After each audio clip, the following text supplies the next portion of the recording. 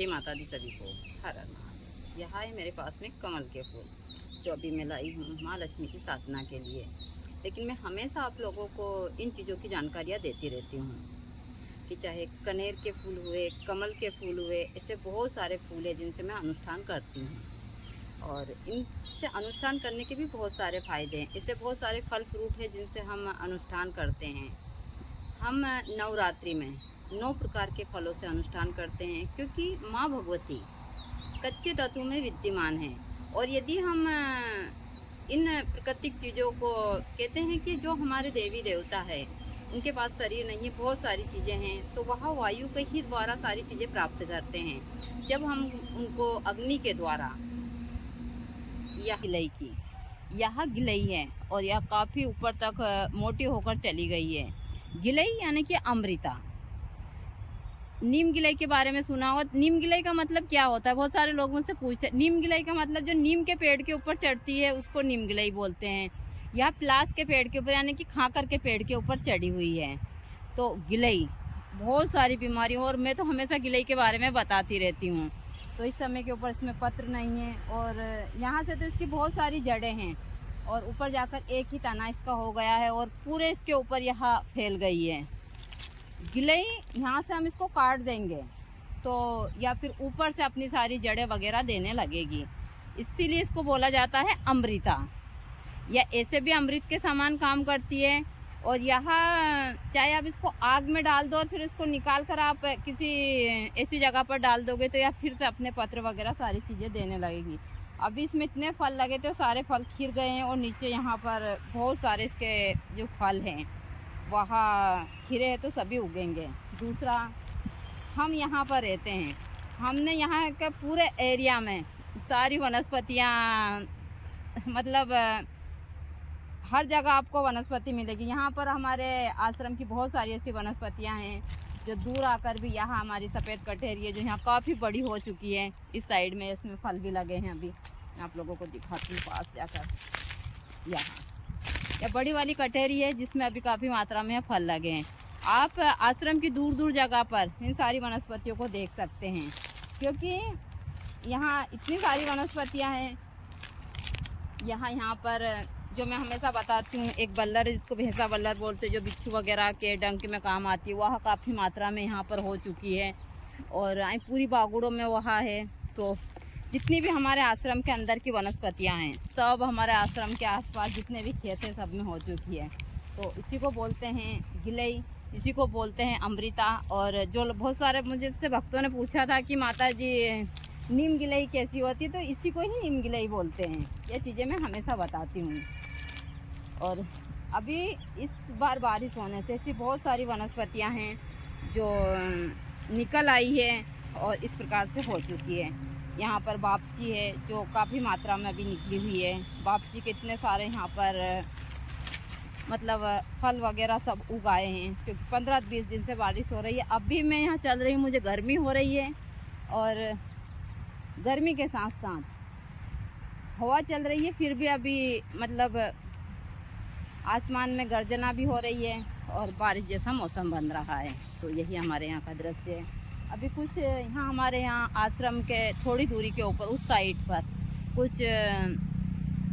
नए मकान बने हैं, जो लोग यहाँ पर रहने के लिए आ चुके हैं। आज उनके घर में शादी, जो 2 मकान साइड में दिख रहे हैं, एक पीछे एक फैक्ट्री है जो भी अभी बनी है। फैक्ट्री जिसमें पिलई वगैरह के दरवाजे और बनते हैं, हमारे गांव के की सबकी, एक गांव का एक बेटा है उसकी है।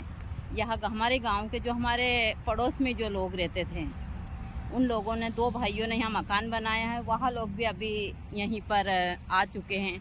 अब उनके बेटे की कल शादी है।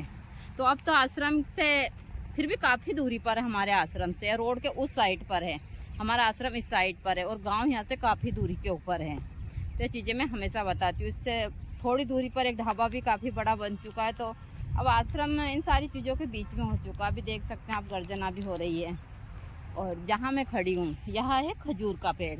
खजूर के पेड़ के बारे में हमारे गांव में कहावत है कि बड़ा हुआ सो क्या हुआ, जैसे पेड़ खजूर, ना पक्षी को छाया मिले और फल लागे अति दूर। यानी कि यह ताड़ के पेड़ जैसा बड़ा हो जाता है और इसमें फल भी काफ़ी दूरी पर लगते हैं। लेकिन यह कहावत गलत है। इसके जो यह डालियाँ, इसको हम बोलते हैं खोड़ियाँ, इससे झाड़ू लगाने के, झाड़ू बनाते, सभी बनाते, अब भी बनाते हैं, झाड़ू बनते हैं इससे चटाइयाँ बनती है। इसके फल खाने में बहुत टेस्टी है। और मैं चाहे 20 फीट हो या 25 फीट हो, इस पेड़ के ऊपर चढ़ जाती हूँ। लेकिन इसके चढ़ने की एक स्टाइल होती है, उस तरीके से यदि आप चढ़ते हैं इसके ऊपर तो ठीक है, और वरना गिर गए तो फिर जिस प्रकार हम ताड़ के पेड़ पर चढ़ते हैं, क्योंकि यह प्रैक्टिस हमको बचपन से होती है गाँव के सभी को। गांव में ऐसी बहुत सारी चीज़ें होती है जो बच्चे ऐसे ही कर लेते हैं। आज हमारे अमन बाबा को हम इसके ऊपर, तो वो ऊपर से ही गिर जाएगा, लेकिन मैं बड़े से बड़े पेड़ पर चढ़ सकती हूँ, हर कार्य इस उम्र में कर सकती हूँ। लेकिन आज के बच्चे कार्य नहीं करते हैं, होता ही नहीं है उनसे, इतना आलस है उनके अंदर। और बहुत सारी चीज़ें कहते, कब तक कहेंगे बाप माँ भी। और मैंने कंटिन्यू गुरुजी के साथ में 20 साल यहाँ साधनाएं की है, भैरवी के रूप में माँ भगवती की पूजा की है, सारी चीज़ें। मैं अपने आप को जीरो मानती हूँ। लेकिन मैं जो सोशल मीडिया पर देख रही हूँ बहुत सारी चीज़ें, वहाँ अच्छा नहीं लगता है देखकर। जब आप एक इस सांसारिक जीवन में जी रहे हैं, आप सोशल मीडिया पर काम कर रहे हैं, आप एक अपने आप को बहुत उस हिसाब से समझते हैं, आप को किसी ने किसी भी कारणवश यदि किसी संत की पदवी दी है, तो आप इस संत नाम को ही बदनाम मत कीजिए। मैं कुछ वीडियो देख रही हूँ, उन वीडियो में जो जिनको हम बोल सकते हैं अभय सिंह महाराज, जो IIT बाबा, जिनको कुंभ में से नाम मिला था, वह किसी लड़की के साथ है। और जो जिस प्रकार की वहाँ सोशल मीडिया के ऊपर उस लड़की का हाथ ऐसे पकड़ रहे हैं, ऐसे पकड़ रहे हैं, बहुत सारी चीज़ें हैं। तो जो भी करना है आपको, आप अपने रूम में कीजिए, कैमरा के सामने मत कीजिए। इससे मतलब बहुत सारी चीज़ें, क्या हमारा जो सनातन धर्म है यह भी बदनाम होता है। ऐसी बहुत सारी चीज़ें हैं जिसमें बदनाम हुआ, जैसे कि लोग बाग भैरवी साधना को इसी कारण करते, कुछ लोग उस हिसाब से। तो भाई मेरा खुद का एक 25-26 साल का बेटा है, तो वहाँ भटक चुके हैं। कर्तव्य बनता है सभी को चीज़ें समझाने का। यदि वो क्षेत्र, मेरी बात उनको भी बुरी लगेगी, मैं एक मेरे बेटे के ही बराबर है वो, चाहे मैं देखने में लोगों को इस हिसाब की लगती हूँ, लेकिन मेरा खुद का एक 25-26 साल का बेटा है, तो सवाल ही नहीं उठता है। और मैंने अपना गृहस्थ का जीवन अच्छे से जिया है गुरुजी के साथ में, तो मैं उनको यही सलाह देना चाहूँगी, क्योंकि वहाँ मेरे भी ये सारी चीज़ें देखते हैं। तो आप यह सारी चीज़ें सोशल मीडिया के ऊपर मत कीजिए, इससे हमारा जो यहाँ सनातन धर्म है यहाँ बदनाम होता है, और बहुत सारी चीज़ों के ऊपर लोगों को प्रश्न उठाने का मौका मिलता है। आप शादी कीजिए, कुछ भी कीजिए, और ज़रूरी है एक गृहस्थ का साधक ही बहुत आगे जा सकता है इस क्षेत्र में, क्योंकि शिव और शक्ति ही बहुत सारी चीज़ें प्राप्त कर सकते हैं। जिस प्रकार मैं बहुत सारी चीज़ों में अभी उदाहरण नहीं दे सकती, लेकिन मैं यही कहूँगी उनको कि वहाँ इस प्रकार की चीज़ें ना करें। जैसा मैं हमेशा बोलती हूँ कि मैं जब भी कहीं जाती हूँ, यहाँ मुझे थोड़ी देर भी नहीं छोड़ते हैं, बस आकर बैठ जाते हैं। अभी मैं यहाँ आकर बैठी हूँ तो बस बैठ गया, और देख सकते हैं यह राजा है। अभी छोटा भी कहीं होगा, आसपास ही घूम रहा होगा। छोटा, बस दोनों यहीं मेरे पास ही रहते हैं, मुझे एक सेकंड के लिए लोग नहीं छोड़ते हैं। हमारा राजा तो बहुत ही प्यारा है। छोटा, छोटा भी आ गया, अब इस साइड छोटा आकर बैठेगा, और क्या। इन लोगों का यही काम है, बहुत ही प्यारे बच्चे हैं मेरे। मैं सारी चीज़ों के साथ साथ इन लोगों से भी प्यार करती हूँ, और आप लोगों को हमेशा बताती हूँ। अभी हमारे यहाँ हो रहा है बारिश का बड़ा ही खतरनाक मौसम, 15-20 मिनट में बारिश आने वाली है। तो ठंडी, आश्रम के अंदर बहुत गर्मी हो रही थी, तो मैं यहाँ आकर बैठी, यहाँ लोग दोनों ही आकर बैठ गए। इनके मतलब बिगर पूछे कोई परिंदा भी मेरे आश्रम के अंदर या फिर उस हिसाब से पर नहीं मार सकता। यहाँ दे, अब भी बैठा तो चौकन्ना बैठा है। मैं यदि सुबह जल्दी उठकर ध्यान भी लगाऊं तो यहाँ लोग आराम से मेरी सुरक्षा करते हैं, मुझे किसी चीज़ की कोई दिक्कत नहीं है। तो यही मेरी सारी चीज़ें। अब हमारा छोटा बैठ गया यहाँ पर और कर रहा है मस्ती, बस।